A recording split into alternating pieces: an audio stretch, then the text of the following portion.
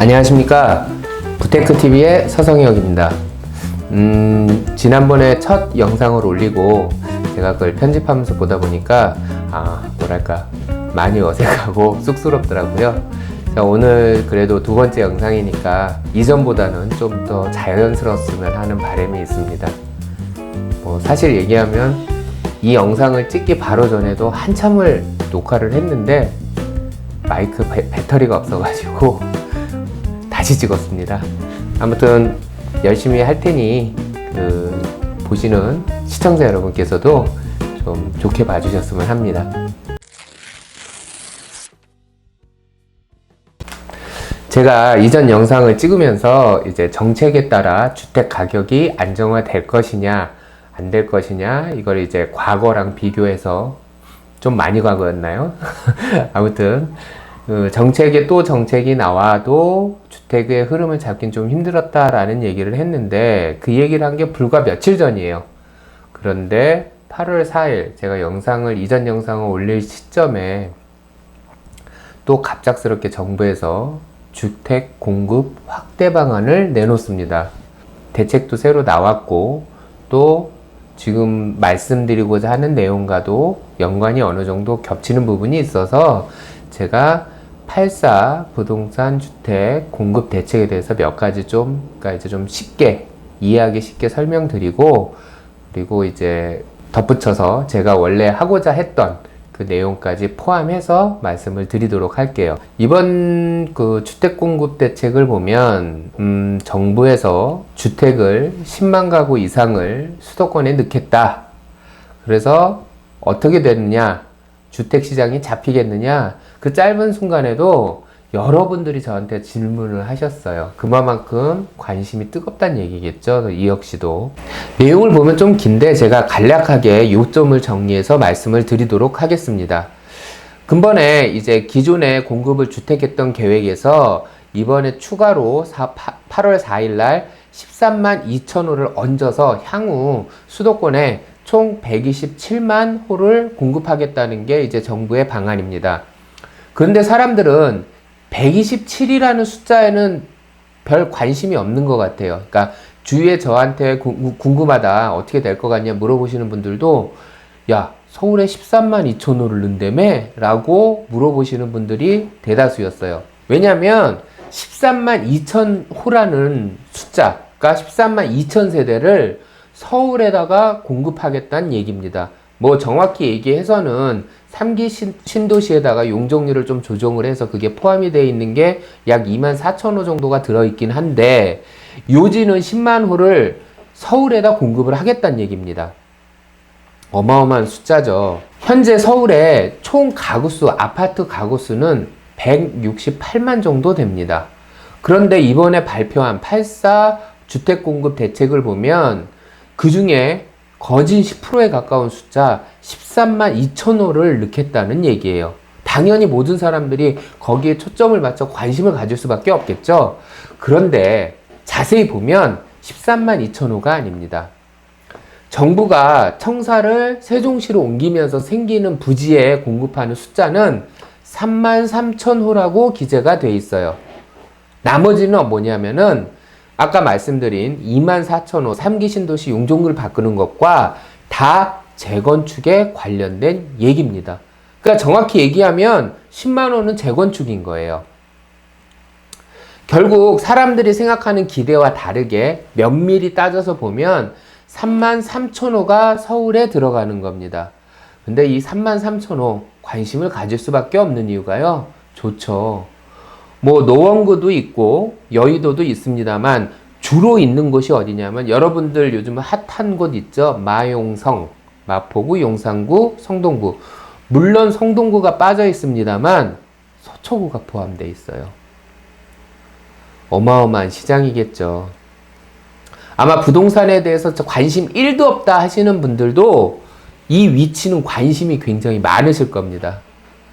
그런데 제가 이 3만 3천 호 말고 나머지 주택 공급 재건축이다라고 했을 때 이게 과연 안정화를 시킬 수 있는 것인지, 그 말에는 저도 의문이 듭니다. 제가 약간 의문이 든다고 말씀을 드렸던 부분이 어떤 부분이냐면 바로 이런 부분이에요. 여기 이렇게 보시면 이쪽에다가 제가 자료는 띄워 드릴 겁니다. 보시면 처음에 이 주택 공급 대책을 발표하면서 여기 보면 추진 배경이라고 해서 발표한 내용문이 있어요. 그거 제가 한번 쭉 읽어 드리겠습니다. 1. 추진 배경 1.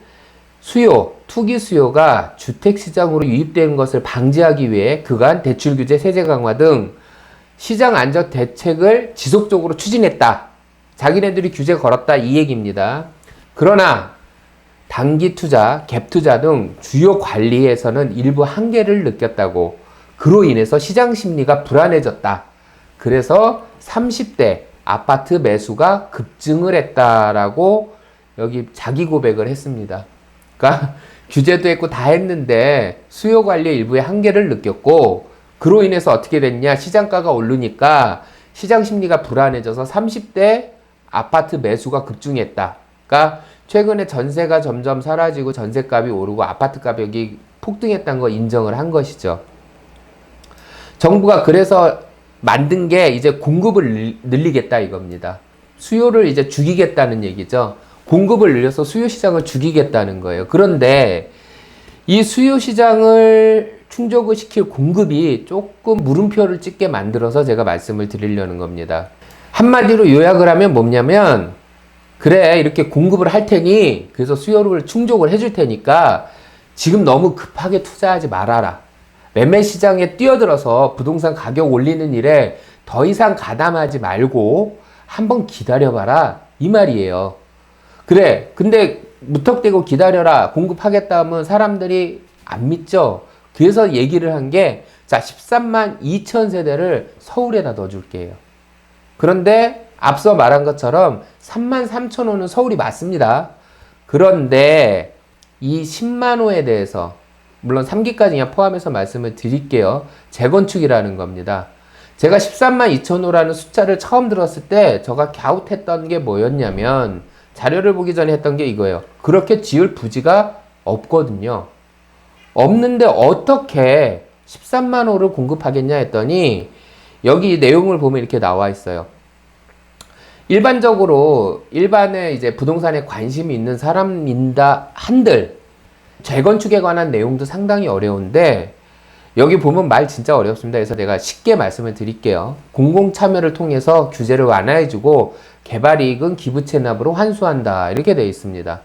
이게 무슨 말이냐면 용적률이라 있습니다. 용적률. 그러니까 면적에다가 지을 수 있는 전체 평수를 얘기하는 거죠. 뭐 3층이냐 5층이냐 뭐 고도 제한도 있고 여러 가지 있어서 부지에 따라 지을 수 있는 건축 면적이라는 게 있습니다. 근데 그거를 종전보다는 더 완화를 해주겠다는 얘기예요. 그러니까 기존에 20층, 30층 지을 수 있는 아파트 부지에다가 50층 짓게 해줄게. 이 얘기입니다. 그러면 부동산 토지값에 대해서는 세이브가 되고 위에 올라서 거기서 수익이 더 발생하게끔 만들어주겠다. 이 내용입니다.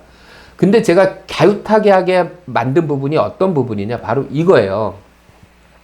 예를 들어서 여기 보면 밑에 숫자까지 아주 친절하게 넣어놨는데 600호를 계획했다면 550호는 분양을 할 것이고 일반 분양을 할 것이고 나머지 50호는 임대주택으로 빠지게 됩니다. 뭐 소형 평수도 그러니까 기부채납 현재 50호인데 이거를 용적률을 늘려서 그러니까 층을 더 높게 지을 수 있게 해서 1000세대를 짓게 해주겠다는 겁니다. 그리고 어떻게 해요? 그러고서 너네가 기존에 550세대만 지을 수 있었는데 층을 올려서 200세대를 더 지어라.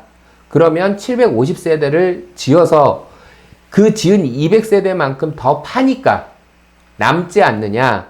그러면 그 돈으로 200세대를 더 지어서 그것까지 계획을 해서 같이 지어서 그 이익분을 가지고 공공주택이 50세대가 아니고 250세대로 만들겠다는 얘기예요. 어떻게 보면 되게 머리가 좋은 거죠. 왜?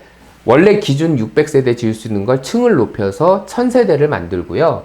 그 중에 550대만 팔 수 있는 거를 750세대를 팔 수 있게 해주겠대요. 그러면 200세대에 대해서 남으니까 고스란히 이 200세대에서 팔아서 남은 수익만큼 200세대를 더 지어서 퉁칠한 얘기입니다. 그러면 해결이 되는 거죠. 임대주택도 250세대로 200세대가 늘어나니까요. 그런데 얘기 들으면서 눈치 빠르신 분들은 이거 좀 이상한데 이렇게 하실 수 있어요. 이게 산수로 그렇게 풀리는 문제가 아닙니다. 단순 계산을 해볼게요. 자, 600호를 하는 건축 비용으로 550세대를 팔았을 때 전체에 기부채 내버리니까 공공임대주택을 넣어준다 해도 전체 공사의 91%에서 이익금을 뽑게 됩니다. 그런데 1000호를 지어서 250세대를 200세대를 더 팔았다고는 하지만 250세대에 대한 이익금은 뽑으려면 전체에서 75%밖에 이익금을 못 뽑는 거예요. 그러니까 200세대를 팔아서 그만큼 200세대를 주는 게 아니라 공사 비용은 60%가 늘어나요. 애초에 600세대를 지을 때보다 1000세대를 지으려면 공사 비용은 무려 60%가 더 상승을 합니다.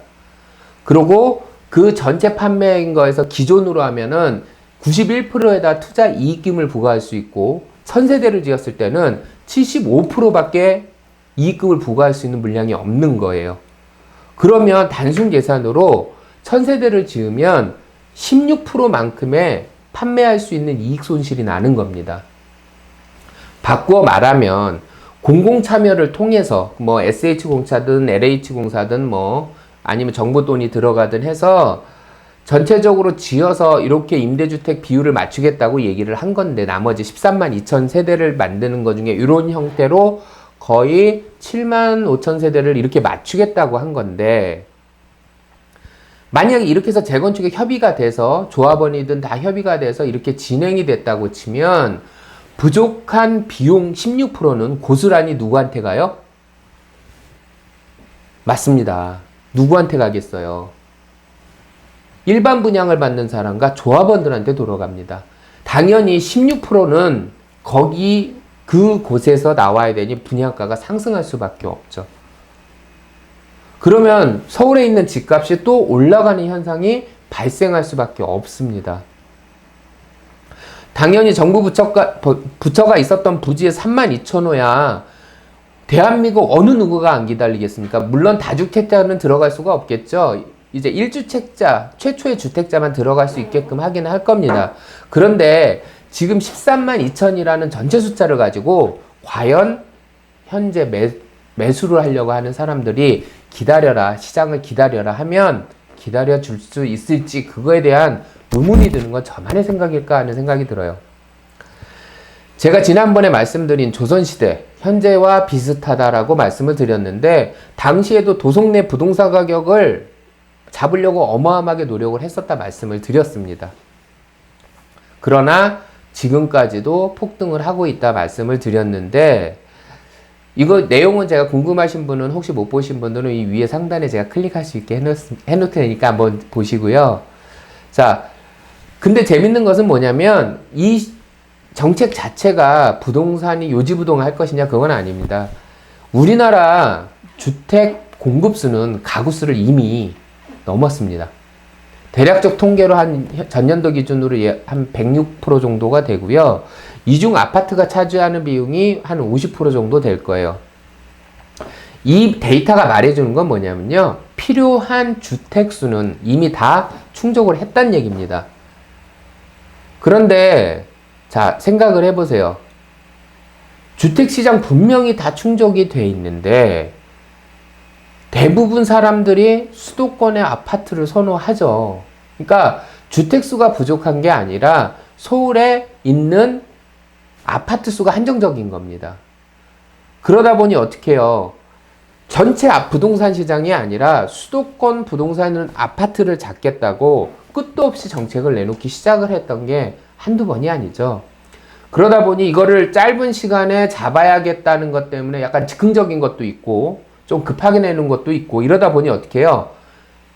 언론이 딱 좋아할 만한 여건이 되는 거죠. 시장이 시끄러워지고 부동산 가격은 역으로 폭등해버리고 그러니까 자꾸 주목을 하게 되고 언론이 얘기하니까 근데 마치 서울에 있는 아파트가 대한민국 전체에 있는 부동산이 아닌데 마치 전체인 것처럼 나오고 주택이 부족한 게 아닌데 그게 자꾸 부각이 되다 보니까 어떻게 해요? 마치 주택이 부족한 것 같은 착시 현상을 전 국민이 느낄 수밖에 없는 것입니다. 아파트들 많아요. 그런데 이러다 보니까 어떻게 해요? 계속 아파트의 가치는 상승하는 거예요. 자꾸 언론에 타고 이슈에 타고. 그런 말도 있잖아요. 과밀 억제권 투기 과열지구로 묶어서 가격을 잡으려고 하니까 거꾸로 가격이 올랐단 말이죠. 그래서 사람들이 그런 말도 했다고 해요. 초반에 투기 과열지구로 묶어주세요. 아파트 가격이 오르니까. 하지 말라고 그러면 더 하고 싶은 마음도 있습니다. 앞서 말씀드렸지만 예나 지금이나 한양의 부동산 아파트 값을 잡으려고 무진장 노력을 하고 있는데, 무진장 정책을 쏟아내고 있는데 과연 수도권 아파트에 있는 가격이 잡힐까요? 계속 연일 나오는 정책에 부동산 가격에 영향이 없다, 이대로 가라, 그 말씀을 드리는 게 아니고요. 물론 부동산 정책이 전체 대한민국 주택에 어느 정도 영향을 미칠 겁니다. 지방 물건은 매도세도 나올 거고 가격이 하락하는 것도 있을 거예요. 단지 제가 말씀드리고 싶은 건 뭐냐면, 구매 욕구를 줄이기 위해서 아주 단순 논리로 여러 가지 규제를 내놓는 걸 수도 있고, 복잡하게 생각해서 규제를 내놓을 수도 있습니다. 지금처럼 수요도 작겠다 이거죠. 그런데 아주 단순한 논리로 규제가 세던 약하던 있던 없던 서울에 있는 아파트 선망의 대상 아닌가요? 매수하고자 하는 사람은 많은데 빡빡해지니까 어떻게 해요? 매도가 없어져요. 그러니까 강력히 가격이 오르죠. 이건 단순 논리입니다. 근데 요즘같이 저금리 시대에 그러면 자금이 어디로 가겠습니까? 다시 은행으로 들어갈까요? 그렇진 않다는 얘기죠. 최근 정책을 보면 그거잖아요. 쉽게 요약해서, 계속 쉽게 요약한다 말씀을 드리는데, 요약해서 이거 아닙니까? 집은 한 채만 가져라. 두 채 이상 갖고 싶으면 취득세금, 양도세금, 재산세금 어마어마하게 부과할 거야. 그러니까 한 채 말고는 더 이상 아파트에 투자하지 마, 이겁니다. 근데 하나만 가지라면 어떤 걸 갖고 싶어 할까요? 가장 좋은 걸 갖고 싶지 않을까요? 하나만 가질 수 있다고 하면은요. 이래서 역효과가 난다고 저는 생각을 합니다. 과연 서울의 아파트, 수도권 아파트를 잡겠다고 딱 타겟팅을 내린 정책이 좋은 거를 가지고자 하는 욕망을 잡을 수 있을까? 그건 억누를 수 없다고 좀 생각이 든다 이거죠. 현재 공급저택이나 계획은 말씀드린 것과 같이 재건축도 해야 되고요. 정부청사가 옮기면서 거기다 지어야 됩니다. 그거에 따른 조건, 분양가 상한제를 걸고 또 여러 가지 정책이 나오겠죠. 그런데 시장의 반응은 뭐냐면 그건 불투명한 미래입니다. 현재의 일이 아니죠. 그런데 지금 그런 여러 가지 정책 때문에 매물이 급속도로 없어지니까 가격이 지금 상승하는 건 지금 바로 현재의 상황이라는 거죠. 앞으로 안정화될 거다, 아니다, 그걸 판단하긴 이르다는 거죠. 그런데 적어도 서울의 집값은 계속 꾸준히 오를 거라는 게 대부분의 평가입니다. 근데 이렇게 되면 한 가지 걱정되는 게 뭐냐면, 알찬 부동산, 똘똘한 부동산을 한 채를 가져야 돼요. 똘똘한 아파트 이렇게 선호하시잖아요. 이렇게 되면 시장은 위축될 수밖에 없습니다. 계속 부동산 규제를 내니까요. 그 물건의 대상이 무엇이 되든 간에. 그리고 서울의 아파트의 매물은 없어져요. 수도권도 마찬가지가 되겠죠. 그렇게 되면 정말로 부동산은 더욱더 빈부격차가 생길 수밖에 없는 시장이 열릴 겁니다.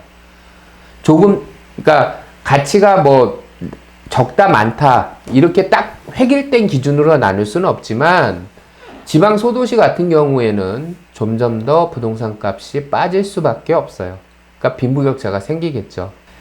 이러한 상황이니까 그러면 우리는 어떻게 해야 될까요? 이제부터 여러분은 서울에 있는 아파트를 사시면 됩니다. 이 뭔 개소리야! 아니다, 죄송합니다. 아마 이런 말 하시면 듣다 욕을 하실 수는 있어요. 이렇게 욕하시는 분들 있겠죠. 그거 말이라고 하냐. 물론 돈 있으면 현찰 있고 하면 좋은 거 부동산 사시는 게 맞죠.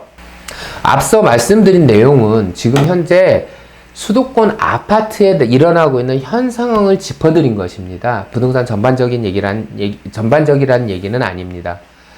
저희 부테크TV에서는요, 부동산에 관심이 있는데 정보가 없어서 잘 모르거나 이제 막 시작하셨는데 어떻게 해야 될지 모르시는 분들, 그리고 정확하고 진솔한 정보가 필요하신 분들에게 알찬 정보를 드리고자 만든 채널입니다.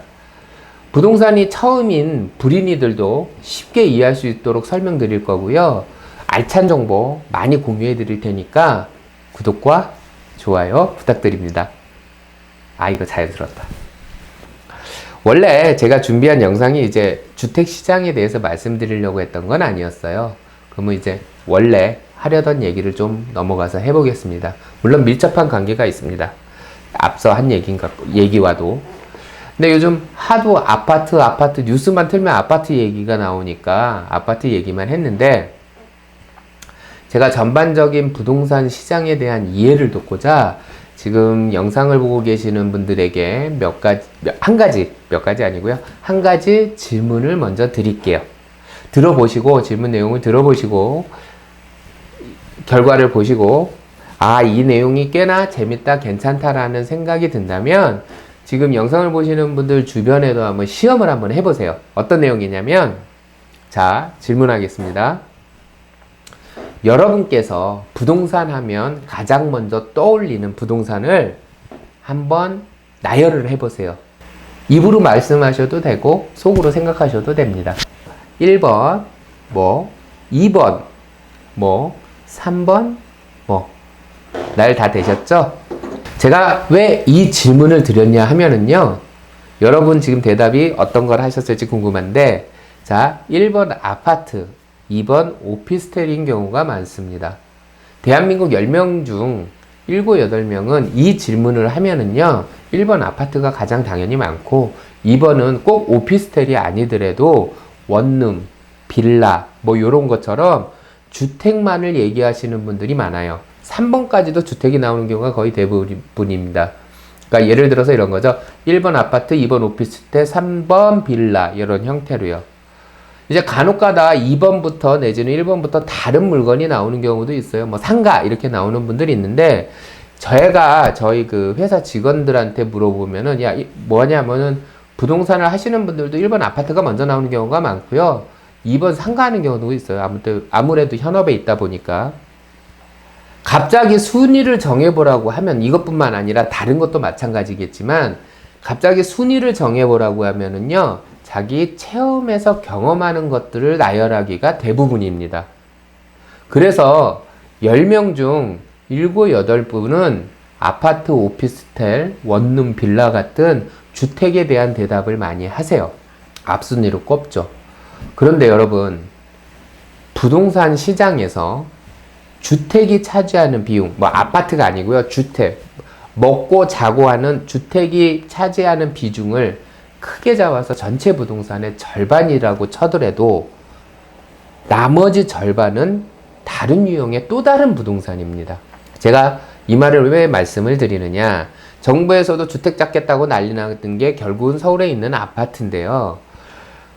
대한민국 사람이 아파트를 굉장히 사랑을 하긴 하지만, 큰 카테고리로 보면 그 수많은 부동산 중 주택 중 일부고요. 주택 중에서도 아파트라는 단위가 되는 것 뿐이란 얘기죠. 사실 아파트가 저희가 살고 있는 우리나라에 있는 대한민국의 모든 부동산을 먹여 살리는 것이 아닙니다. 그건 다 이해하시죠? 뭐 마용성이란 단어 앞전에도 얘기했습니다. 마용성이란 단어 아시죠? 마포구, 용산구, 성동구. 왜 사람들은 마용성 얘기를 하면 아파트만을 얘기하고 또 다른 형태의 다른 부동산은 얘기하지 않을까요? 이 이유는 대다수의 사람들이요, 앞서 드린 질문처럼 경험이 없기 때문입니다. 주택시장 외에 크게 경험할 이유가 없던 거죠. 아니, 정확히 얘기하면 관심이 없다고 얘기를 해야 되나요? 대한민국의 가구 수는 2110만, 뭐 10몇만이 됩니다. 2110만이라 가정을 하고, 자, 그 가구 수가 주택에서 먹고 자고 생활을 하면서 무엇을 할까요? 아침에 일어나면 출근이라는 걸 합니다. 출근을 해서 회사에 가고, 회사에서 사무실에서 근무를 하죠. 점심시간에는 나와서 밥을 먹고요. 또 사무실에서 일을 한 다음 퇴근을 할 땐 빵을 필요하면 빵을 사고요. 제과점에 가서, 그리고 세탁소에 가서 옷을 찾고 마트에서 장을 보거나, 그리고 편의점은 중간중간 무수하게 사용을 합니다. 그런데 그런 공간에 대한 인식은 없어요. 그러니까 거기에 뭐가 있는지는 아는데 그게 내 거가 아니기 때문에 나와는 별개의 장소로 생각을 합니다. 남의 가게인 거죠. 앞에 질문을 제가 말씀을 드렸는데 10명 중에 7, 8명은 주택을 얘기한다 말씀을 드렸어요. 그럼 나머지 20%, 30%의 분들은 어떤 대답을 했을까요? 궁금하지 않으세요?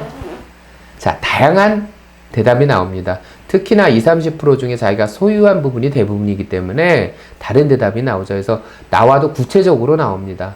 어떤 형태로 나오냐면요. 1번 아파트가 가장 많이 나오긴 합니다만 1번 아파트, 2번 근린상가, 3번 업무용 오피스, 4번 오피스텔 이런 형태로 나와요. 아까랑은 조금 틀리죠. 원룸 빌라 형태가 아니고요. 좀 규모가 크신 분들은 이런 형태로 나오기도 해요. 뭐 1번 아파트, 2번 상가 건물, 뭐 3번 고시텔 뭐 이러고 나오기도 합니다. 뭐 리빙텔. 그러니까 이렇게 구체적인 명칭이 나오는 이유는 그분들은 실제로 고시텔, 리빙텔을 운영하시는 분들인 거죠. 제가 왜 이렇게 말씀을 드리느냐?